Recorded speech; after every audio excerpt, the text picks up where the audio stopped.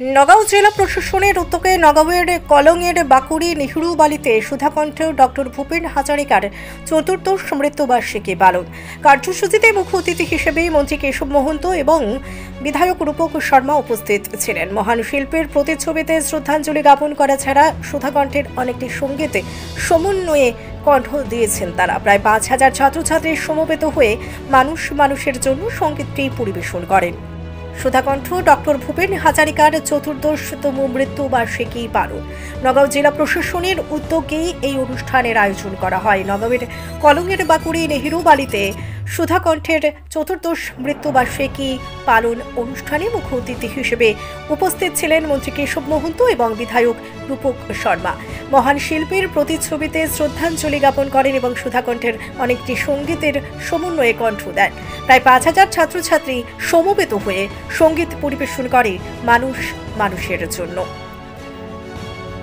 নগাঁওয়ের কলংয়ের বাকুড়ি নেহরু বালিতে সুধাকণ্ঠের চতুর্দশতম মৃত্যুবার্ষিকী পালন অনুষ্ঠানে প্রায় ৫,০০০ ছাত্রছাত্রী মানুষের জন্য সঙ্গীতটি সমবেত হয়ে পরিবেশন করে।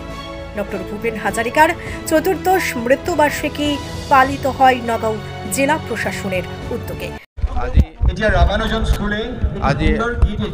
আজি আমাৰ অসম চৰকাৰৰ উদ্যোগত প্ৰতিখন জিলা সদৰতে ডক্টৰ ভূপেন হাজৰিকাৰ চতুৰ্দশ বাৰ্ষিক মৃত্যু দিৱসত আমি সহস্ৰ শ্ৰদ্ধাঞ্জলি জ্ঞাপন কৰাইছোঁ আৰু লগতে আমি জন্ম শতবাৰ্ষিকী হিচাপে গোটেই বৰ্ষজোৰা কাৰ্যসূচীৰে ৰাজ্যৰ বিভিন্ন আৰু ক্ষেত্ৰত আৰু ৰাজ্যৰ বাহিৰৰ বহু ৰাজ্যত এই কাৰ্যসূচী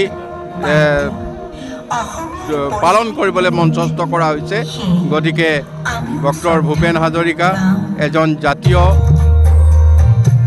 নায়ক, যিজনে জাতিৰ গঠনত আমাক যথেষ্ট অৱদান দি গৈছে।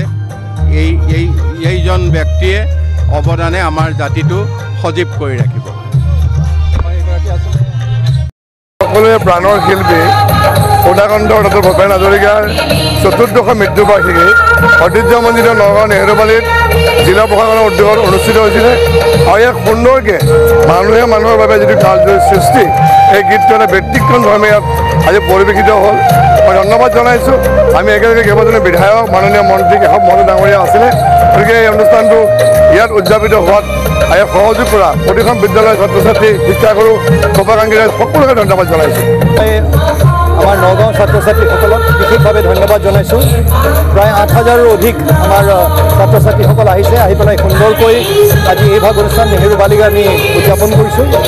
আৰু ভূপেন দাৰ যিখিনি তেওঁৰ নিদৰ্শন আছিলে, ভূপেন দাই সমাজখনৰ বাবে যিখিনি কৰিছিলে, গোটেই সমাজখন একতাৰ দোলেৰে যি বান্ধিবলৈ চেষ্টা কৰিছিলে, অসমখনক বিশ্বৰ প্ৰেক্ষাপটত চিনাকি দিবলৈ যি চেষ্টা কৰিছিলে, আজি মই ভাবোঁ নগাঁওবাসী ৰাইজে প্ৰকৃতাৰ্থে তাৰ এটা নিদৰ্শন স্বৰূপ হৈ পৰিছে।